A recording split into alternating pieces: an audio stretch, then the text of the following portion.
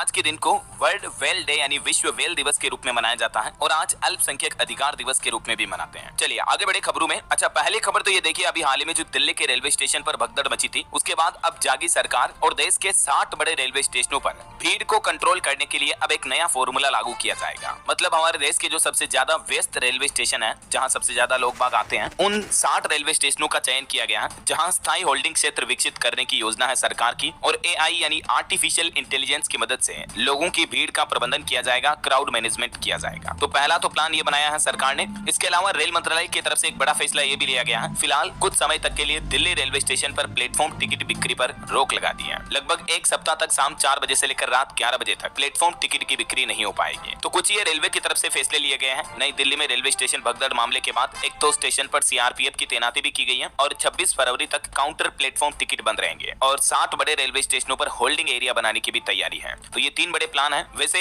इस मामले को लेकर अभी हमारे देश के सर्वोच्च न्यायालय सुप्रीम कोर्ट में भी याचिका लगाई गई है। रेलवे स्टेशनों पर भगदड़ की घटनाओं को रोकने के लिए NDMA की रिपोर्ट लागू करने की भी मांग की गई। और वहीं दोस्तों, प्रयागराज महाकुंभ में भी बढ़ती भीड़ के बाद अब प्रयागराज स्टेशन पर भी कलर कोडिंग सिस्टम लागू किया जाएगा। CPRO की तरफ से ये बात की जानकारी दी गई। वैसे अभी महाकुंभ में फिर से लोगों की भीड़ बढ़ने लगी है। देखिए आप, प्रयागराज में फिर से भीषण जाम लग गया, 12 किलोमीटर तक कारों की लाइन लगी। महीने भर में 5वीं बार महाकुंभ में आग की घटना भी देखी गई। बीते दिन भी एक और आग लगने की घटना हुई महाकुंभ में। कल भी 1 करोड़ लोगों ने स्नान किया और अभी एक बार फिर से ट्रैफिक जाम की समस्या आ रही। 12 किलोमीटर तक गाड़ियों की लाइनें लगी हुई है। ये तस्वीरें आप देख सकते हैं। चलिए आगे बढ़ते हैं खबरों में। देखिए अगला update, India AI computer portal launch करेगी सरकार और इस प्लेटफॉर्म के जरिए केंद्रीय मंत्रालयों और राज्य सरकारों को मदद मिलेगी। 10 कंपनियां 14,000 GPU देगी। भारत का खुद का ये ChatGPT की तरह AI मॉडल लॉन्च करने जा रही केंद्र सरकार इंडिया AI के नाम से। तो बहुत जल्द इसको आम पब्लिक के लिए भी रिलीज कर दिया जाएगा। चलिए किसान आंदोलन पर अपडेट आ रहा कि किसानों की महापंचायत में बोले किसान नेता राकेश टिकैत। किसानों की 70% भूमि उद्योगपतियों को देना चाहती है सरकार। एक बार फिर से उन्होंने केंद्र सरकार पर यह आरोप भी लगाए। चलिए अगला अपडेट आ रहा, जमा बीमा की लिमिट बढ़ाने की तैयारी कर रही है सरकार और इससे आम लोगों को, आपको, हम सबको क्या फायदा होगा। तो जरा समझिए ये प्लान क्या है। अभी जो मौजूदा DICGC एक्ट है, उसके मुताबिक दोस्तों, अगर कोई बैंक डूब जाता है, कोई बैंक बंद हो जाता है, दिवालिया हो जाता है, तो भी उस स्थिति में आप 5 लाख रुपए तक पाने के हकदार होते हैं। राइट, ये मतलब आपके बैंक खाते का एक बीमा होता है, इंश्योरेंस होता है, जो कि केंद्र सरकार के DICGC एक्ट के तहत आपको 5 लाख रुपए तक तो मिलेंगे ही मिलेंगे, चाहे किसी भी बैंक में आपका खाता है और वो बैंक डूब जाए, बंद हो जाए तो भी। ठीक है, अब सरकार ये प्लान कर रही है कि ये जो 5 लाख रुपए की रकम है, इस इंश्योरेंस कवर को और बढ़ा सकती है सरकार। मतलब 7 लाख, 8 लाख या 10-12 लाख तक कर सकती है। जैसे इनकम टैक्स ले बढ़ाया गया बजट में, तो वैसे ही अभी सरकार ये प्लान कर रही है। DICGC यानी deposit insurance and credit guarantee corporation act के तहत मिलने वाली इंश्योरेंस कवर को बढ़ा सकती है। तो उसके बाद अभी मौजूदा समय में मान लीजिए किसी के बैंक खाते में 10 लाख रुपए जमा है और बैंक किन्हीं कारणों से बंद हो जाता है, तो भी जमाकर्ता को, खाताधारक को 5 लाख रुपए ही वापस मिलते हैं, क्योंकि उनके 5 लाख रुपए तक का ही बीमा होता है। ठीक है, लेकिन इस लिमिट को जब सरकार बढ़ा देगी तब आपको ज्यादा पैसे मिल पाएंगे अगर कोई बैंक डूब भी जाता है तो भी। समझ रहे हो? जैसे अभी हाल ही में मामला हुआ था मुंबई के न्यू इंडिया कोऑपरेटिव बैंक में 122 करोड़ के घोटाले के बाद RBI ने इस बैंक पर रोक लगा दी है। तो ऐसे मामलों में अब ग्राहकों को ज्यादा पैसे मिल पाएंगे। ठीक है ना? चलिए अगली खबर देखिए, फोन पे ने सुरक्षित कार्ड ट्रांजेक्शन के लिए डिवाइस टोकनाइजेशन सॉल्यूशन लॉन्च किया है। यानी अब आपके डेबिट क्रेडिट कार्ड ट्रांजैक्शन और ज्यादा सुरक्षित होंगे। फोन पे अपने ऐप में, प्लेटफॉर्म में आपके कार्ड के लिए टोकन सिस्टम का इस्तेमाल करेगा। मतलब आपके कार्ड की ओरिजिनल डिटेल्स जो है वो इस्तेमाल नहीं की जाएगी। एज ए टोकन के रूप में अब ग्राहक अपने कार्ड को टोकनाइज कर पाएंगे। ये फोन पे की तरफ से एक नया फीचर लॉन्च किया जा रहा। और अगला अपडेट देखिए, देश की वित्त मंत्री निर्मला सीतारमण ने MSME को एक बड़ा तोहफा दिया है। Mutual credit guarantee scheme launch की है, जिससे कि छोटे बिजनेस को बढ़ावा मिलेगा। केंद्र सरकार की तरफ से बीते दिन ही माइक्रो, स्मॉल और मीडियम एंटरप्राइजेज यानी MSME को देश में बढ़ावा देने के लिए ये नई स्कीम शुरू की है। और ये जो दोस्तों म्यूचुअल क्रेडिट गारंटी योजना है, 100 करोड़ रुपए तक की योजना शुरू की है सरकार ने। इस योजना के तहत छोटे बिजनेस कारोबारियों को सरकार आसानी से लोन मुहैया कराएगी। और भी ज्यादा जानकारी देख सकते हैं आप इस योजना के बारे में स्क्रीन पर। और वहीं दोस्तों, इनकम टैक्स को लेकर एक अपडेट देखिए कि आयकर राहत का मतलब पूंजीगत व्यय से सरकार का ध्यान हटना नहीं है। ये कहना है वित्त मंत्री निर्मला सीतारमण का। और वहीं दोस्तों, सरकार जो नया आयकर विधेयक लाने जा रही है, इस विधेयक में इलेक्टोरल बॉन्ड्स को लेकर विशेषज्ञों ने नए आयकर कानून में भी चुनावी बॉन्ड को शामिल करने पर हैरानी जताई है। इस चुनावी बॉन्ड का जिक्र नए आयकर विधेयक की अनुसूची 8 में किया गया है, जो कि राजनीतिक दलों और चुनावी ट्रस्टों की कुल आय में शामिल नहीं की गई आय से संबंधित है। और आजकल जो इंडियन स्टॉक मार्केट में गिरावट आ रही, इस पर भी वित्त मंत्री का कहना है कि FII की बिकवाली से घबराने की जरूरत नहीं है। भारत में निवेश से अच्छा रिटर्न मिल रहा है, इसलिए तो मुनाफा वसूली हो रही है। वित्त मंत्री ने कहा कि ग्लोबल अनिश्चितता में अगर FII DII बिकवाली करते हैं तो इससे घबराने की कोई जरूरत नहीं है, क्योंकि रिपोर्ट्स और डेटा देखिए आप, भारतीय बाजारों से पिछले 1.5 महीने में यानी इसी इस साल 2025-25 में 1 लाख करोड़ रुपए से भी ज्यादा निकाल चुके हैं विदेशी निवेशक।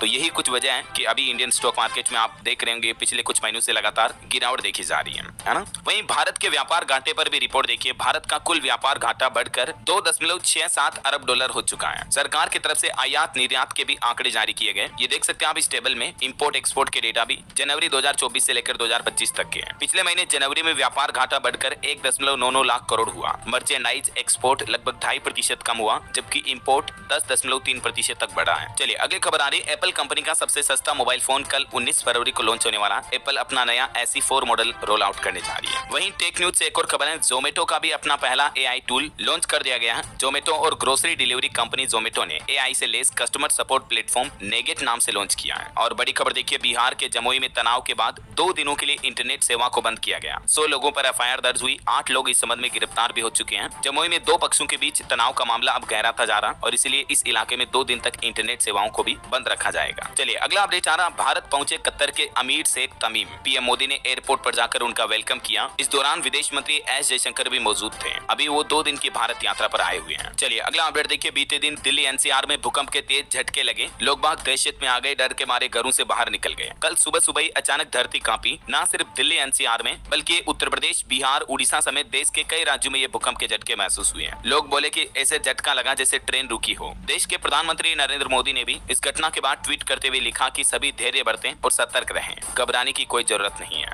और वैसे दोस्तों, दिल्ली विधानसभा चुनाव के नतीजों के बाद अब दिल्ली से एक अच्छी खबर आ रही है कि यमुना की सफाई शुरू हो चुकी है। LGV सक्सेना ने समय सीमा भी तय की। नदी में गंदा पानी जाने से रोकने के लिए सख्त निर्देश भी जारी हुए। चुनावी नतीजों के बाद आखिरकार भाजपा ने अपना पहला वादा पूरा करना भी शुरू कर दिया है और नदी की पूरी तरह से सफाई करने के लिए 3 साल का समय तय किया गया है। प्रधानमंत्री नरेंद्र मोदी का कहना है कि हम यमुना से दिल्ली की पहचान बनाएंगे। मुझे पता है ये मुश्किल है, इसमें लंबा समय लगेगा, लेकिन हर यूपी के युवाओं का एक अनोखा आविष्कार भी देखिए आप। इंटरनेट के बिना भी फोटो वीडियो भेजने वाली डिवाइस बनाई है। मध्य प्रदेश भोपाल के युवा का एक नया स्टार्टअप है और इसका इस्तेमाल सेना के जवान भी कर रहे हैं। अब ये अपने इस नए इनोवेशन को भी ग्लोबल इन्वेस्टर समिट में डिस्प्ले करेंगे। इस स्टार्टअप का नाम है Star Brew Tech System. Ashutosh Rai इसके फाउंडर हैं। ये बहुत ही गजब की टेक्नोलॉजी है कि बिना इंटरनेट के भी फोटो वीडियो किस तरह से अपलोड हो सकते हैं।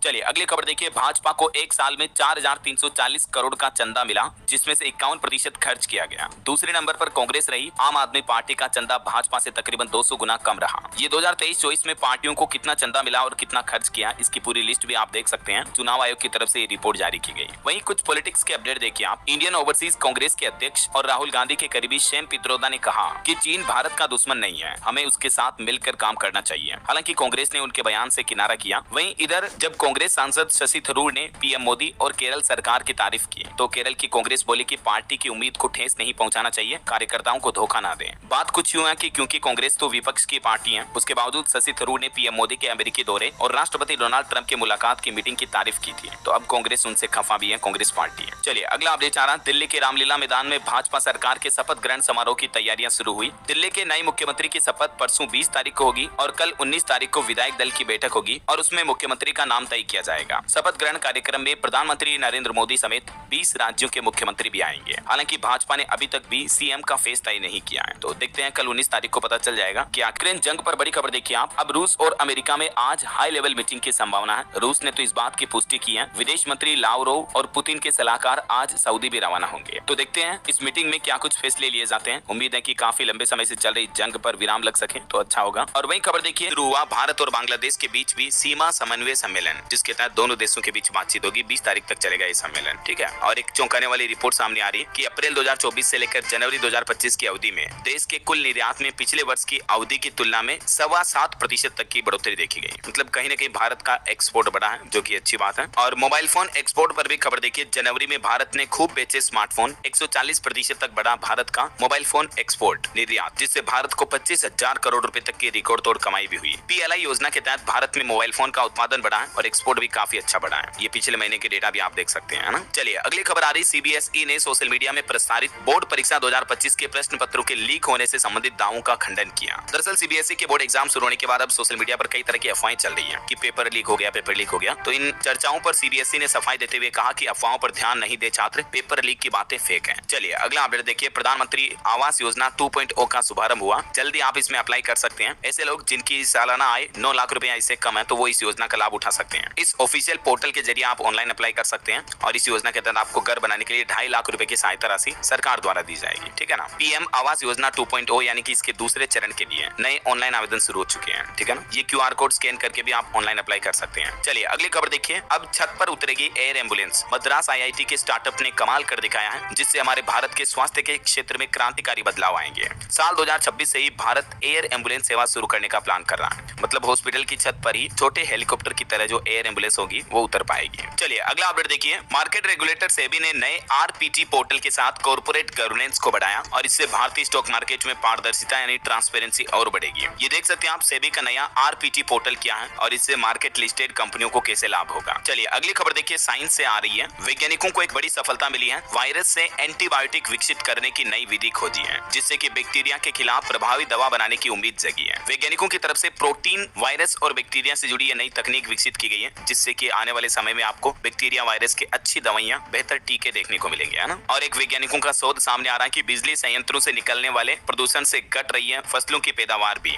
देश के कई हिस्सों में धान और गेहूं का उत्पादन भी घटा है। हालिया लेटेस्ट वैज्ञानिकों की रिसर्च में पता चला है। और मोबाइल फोन के दुष्प्रभाव पर एक यूनेस्को की चौंकाने वाली रिपोर्ट देखिए आप। दुनिया के 40% शिक्षा प्रणालियों में स्मार्टफोन के इस्तेमाल पर रोक लगी हुई है। हालांकि भारत में अभी तक इस पर कोई विशेष कानून लागू नहीं है, लेकिन कहीं ना कहीं जरूरत पड़ेगी आगे जाकर, क्योंकि आजकल के बच्चे बच्ची मोबाइल फोन के काफी ज्यादा एडिक्टेड भी हैं और मोबाइल फोन से बच्चों को काफी नुकसान भी होता है। तो स्कूलों में बच्चों के स्मार्टफोन इस्तेमाल होने पर तो स्पेशली प्रतिबंध लगना ही चाहिए, राइट। अभी दुनिया भर में लगभग 40% स्कूलों, कॉलेज, यूनिवर्सिटी में मोबाइल फोन के इस्तेमाल पर रोक है। आपका क्या ख्याल है इस पर, कमेंट करके बताइए, देखिए मुझे। चलिए वन नेशन वन इलेक्शन पर अगली खबर देखिए। इसी महीने 25 फरवरी को होगी JPC की अहम बैठक। एक देश एक चुनाव पर कानूनी विशेषज्ञ करेंगे मंथन। और देखिए हमारी डेली लाइफ में बढ़ती प्लास्टिक की चीजों के इस्तेमाल से वैज्ञानिकों ने रिसर्च में पाया कि इंसान के दिमाग में भी प्लास्टिक के कण पहुंच चुके हैं, जो कि इंसानी सेहत पर भयानक असर डाल रहे हैं। और जो समुद्रों में प्लास्टिक का कचरा फेंका जा रहा है, उससे लगभग 800 समुद्री और तटीय प्रजातियों के लुप्त होने का भी खतरा है। निवेशकों के लिए खबर है। भारतीय state bank SBI mutual fund ने लॉन्च की